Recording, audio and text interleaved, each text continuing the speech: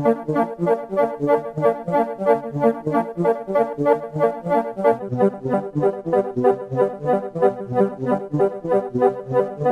is a Socialist News and Views special interview.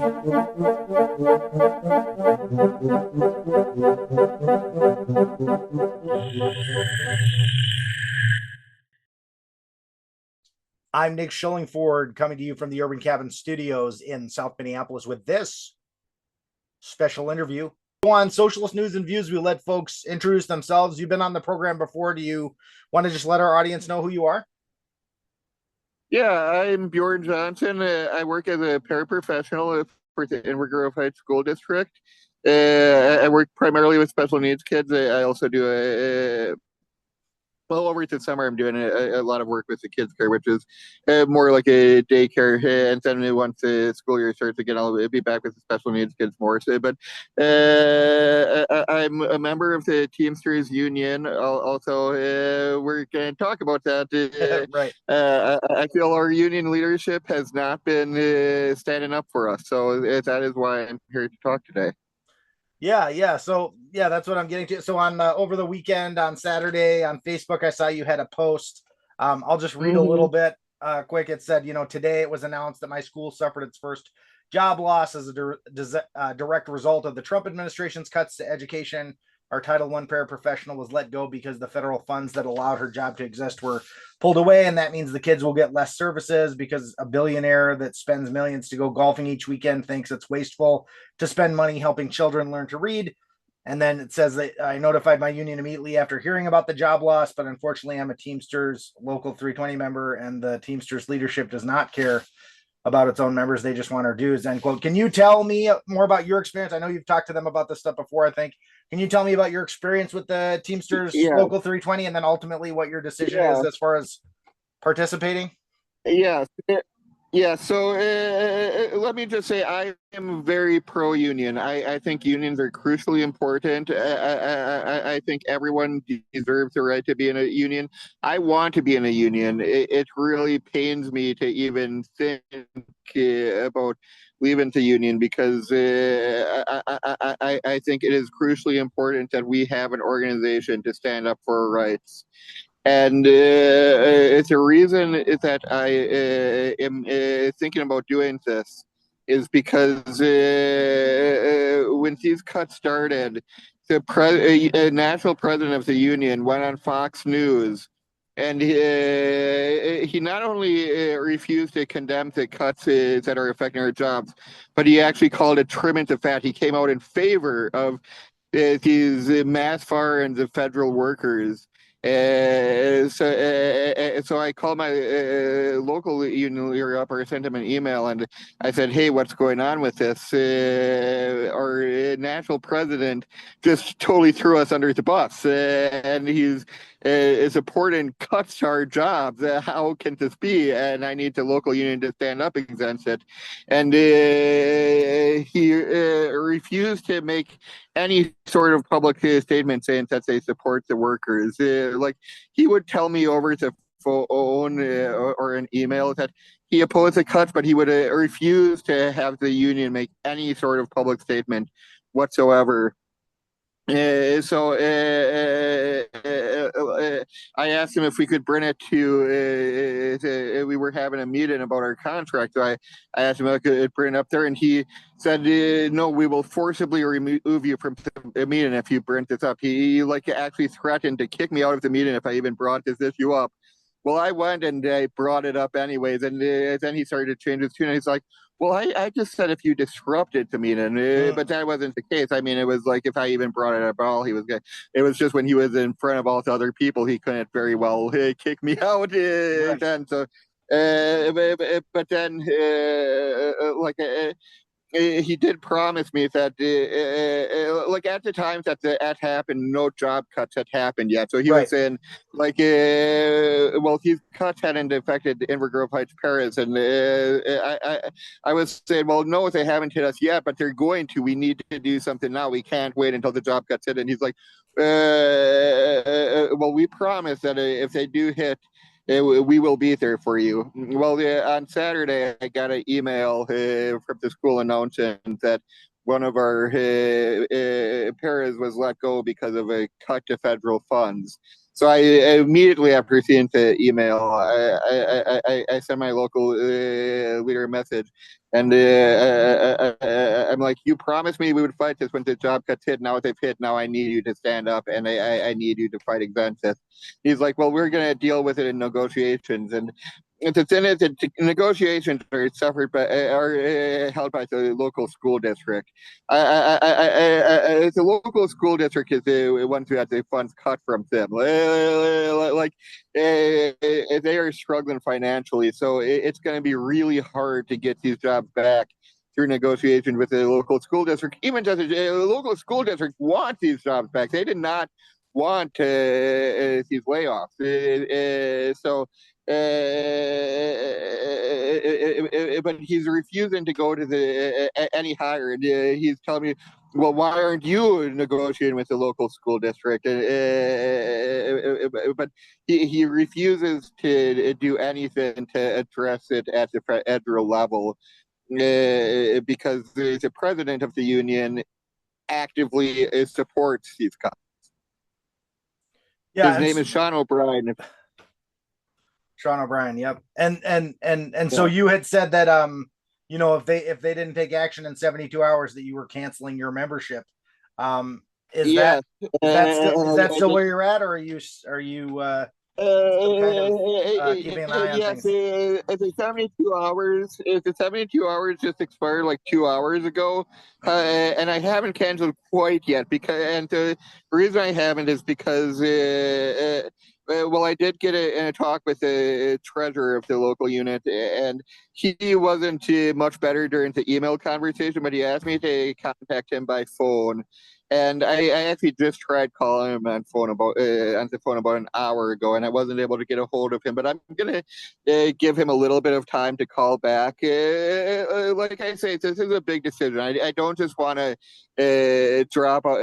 I think unions are important. I don't just want to drop out without going through all the proper steps. I don't just want it to be a spur of the moment, since this is something that's been going on for quite a while now. So 72 hours was my deadline, but I was always concerned if I saw progress being made into 72 hours, I was going to wait. And he's at least agreed to talk to me. I don't know that it's going to go anywhere, and I think it's probably more likely than not I will end up dropping out, just based on the conversations we've had so far, because they haven't really gone anywhere yet, and I'm not going to put up with it much longer. But at the same time, I don't want to just drop out without going through all the proper steps to try and get something done. Yeah, and you mentioned him saying, are you negotiating a contract, and what are you doing, that kind of thing. And I know that sometimes there's when you say why isn't anything being done about this, like could we do more, they say things like people will say, oh, the union's not somebody else's responsibility, it's an ongoing project and your union's as strong as you make it, something like that. Do you think that's what he's saying at all, that there's things that you should be doing, or and do you think you've done those things? And then the second part is what if the union was gonna take some steps to treat this seriously, what would you be seeing them doing, or what would you expect from them? What I've really been pushing to him for now is just to be vocally public about it, because right now they're not even making public statements. I think that's the first step. I told him I want them to get loud, because I think that's an easy thing for them to do. What I would really think they need to do is they need to do mass organizing, street protests. They need to put everything they have behind this, because this is really an existential threat to labor. I mean, what's happening right now is the biggest assault on labor in our lifetimes, and they really should be putting all their resources into it. But I don't think I'm in a strong enough position to ask them to put all their resources into it. So I'm just asking them to get loud about it and make noise and make sure that people know that say stand against these cuts, because right now I can't even find like if you look on the internet for information about them standing against these cuts, you can't find anything. So that's my main focus now, is just to get them to start talking about it, which I don't see any excuse for them saying no to that. Yeah, and I think when the like you said, when the president goes on the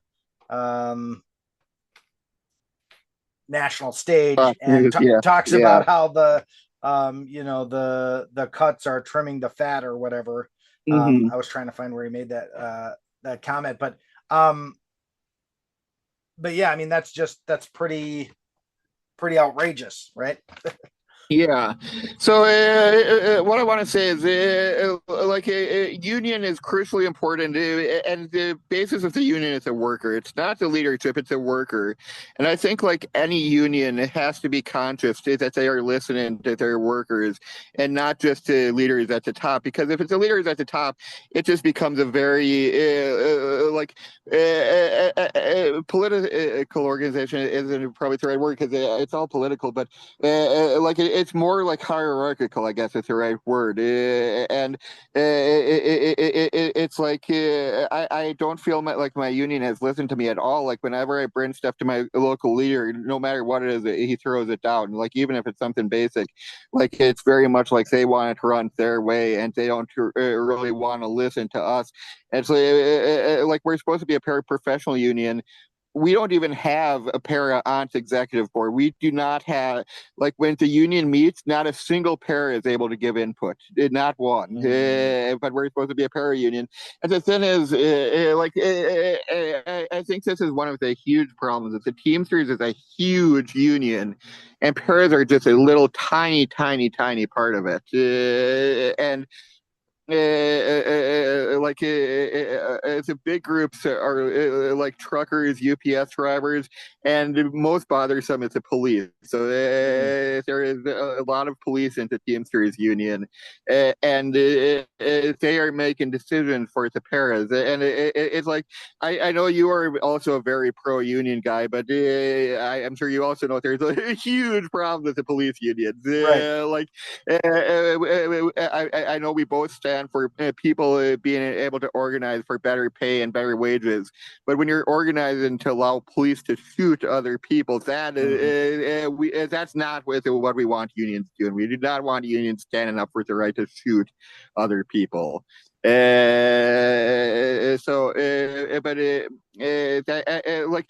I never talked to anyone in the police part of the union. Like we don't have any contact with them. Paras are kind of off on their own, but they have no power. Like the larger union does not listen to us, and like our interests are so much like. I mean, we have like a lot of truckers in the union, and obviously truckers need a union. Of course they do, but they also have very different interests than we do, and they tend to be. I don't want to like put truckers in any position, but they tend to be more conservative than the paras do. So the leaders they elect are not people who would represent the type of people who work with special needs kids. It's like a totally different field, and they're not going to. When they vote for leadership, the leaders they pick are not necessarily going to be in line with the paras. So I think that's a big part of the problem. Yeah, might not be a good fit. And also, yeah, I found the quote. I think Sean O'Brien had said that, quote, a lot of fat in the government that he is trimming, and I don't think people are opposed to that, end quote. And he also said that they were going to the mat to support Trump's nominee for labor secretary. Even though, there's nothing really to support there. Yeah, at my local area, he was like, he was trying to use that labor secretary. We got our labor secretary, and I'm like, well, you can share that now. I don't think you're going to be bragging about that in a couple months. Right. Like, and that's the thing. like when you get people into positions of power, they are going to serve the powerful. They're not going to serve labor. There might be exceptions to that. I mean, I guess there have been people who've gotten into positions, but I mean, particularly with this administration. But like, I'd say it's even true of Democratic administrations. Like, they want the power concentrated at the top, and they don't let you go against the president. So it might seem appealing to try and get people into these positions, but the thing is, what they end up working for someone else, they're not going to necessarily serve your interests. And this labor secretary they picked, she's been supporting these tariffs that are really going to hit working people very hard. And Sean O'Brien also came out in favor of the tariffs. And Yeah. it's like there might be certain industries that will benefit from tariffs, but there's a vast majority of workers will not benefit from them. And the jobs that are going to be brought here are not going to be good, high-paying union jobs. They're going to be crap jobs where you're sitting, putting little screws in iPhones, very repetitive work, very strenuous work. You get to repetitive stress injuries doing that kind of thing. So, like public sector work is good work. It's valuable work, and like I'm really proud of my job working with children. Like I feel like I am doing is something meaningful. It's not the greatest paying job, and like I don't take this job for money. I do it because it's something important to me. It gives me meaning in life, and I would not get that. Like even if they were to bring factory jobs in that paid twice as well, I don't think any of them will pay twice as well as what I'm making now. But even if they were to get to factory jobs that paid twice as well, I'd still rather work with kids and I mean, you're going to make these huge cuts to education, and it's going to harm not just us, it's going to harm the children. And it's like we take this job for less pay than we could make elsewhere because we care about those children. That's why we do it. And I'm incredibly proud of that. And it just sickens me that they're getting rid of all of these public sector jobs that are actually helping people and replacing them with the assembling phones for capitalists. Yep. Hold I on. Okay. sorry, I couldn't push my button fast enough there. Um, Okay. somebody was yelling outside my window, so I had to mute my thing. Oh, The okay. That's why I wasn't sure. No, yeah. Well, yeah, well, I really appreciate you speaking with me. I'll be interested to see how how this continues to Yeah. shake out. I hope that the Teamsters realize that they need to take their job seriously, and the job being, uniting together to Yeah. organize for all workers. But yeah, I think there's definitely if you don't have a clear working class perspective, and I would say, like a socialist perspective, when you're going into be in these kinds of leadership Hmm. positions, you're gonna get you're gonna get co-opted like right away. Yeah. You have no hope. I don't say that you're guaranteed, even if you go in there with the right kind of politics, that you're not gonna become an Yeah. opportunist.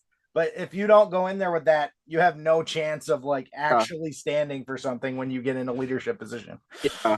Let me just say one other thing because, like, Yeah. I think when you go against Trump or any politician, really, people think it's just a partisan thing. The thing is, like, I think they need to go after Democrats too. It's not, this is not a partisan thing. There's been plenty of Democrats who have really abused their power, have done awful things, and those they need to be challenged too. I mean, I think the union needs to take clear perspectives onto issues. But we have to realize that no matter the party, there's a lot of politicians that won't be on our side, and there will be a few that are. But we need to be able to stand up to power. No matter what party it comes from, we need to be able to stand up to the powerful and advocate for workers. Because when you have let's face it, like America has a system that it's not a real democracy. It puts the power into hands of two parties and tries and prevents any third choice. We should have more than three choices, but we can't even get a third because these two parties have established this monopoly over the system. And the role of a union needs to be to challenge that and to have a perspective that breaks away from those two elite parties and it puts a voice to the working class. They need to maintain their independence. And yes, exactly. I mean, we've seen the unions a lot of the union leadership be tied to the Democratic Party for a long time. But now this is like the new, like where like the heights of the union are really like, tying themselves in with the Republican, this new MAGA Republican thing. So now they're kind of beholden.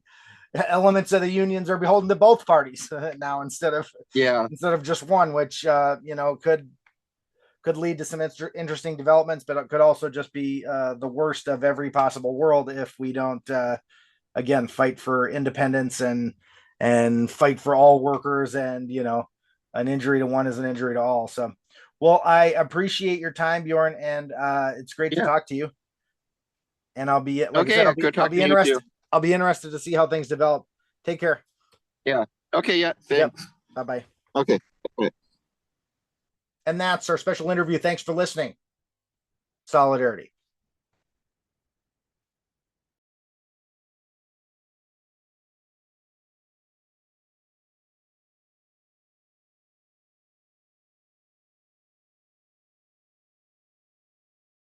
This has been a Socialist News and Views special interview.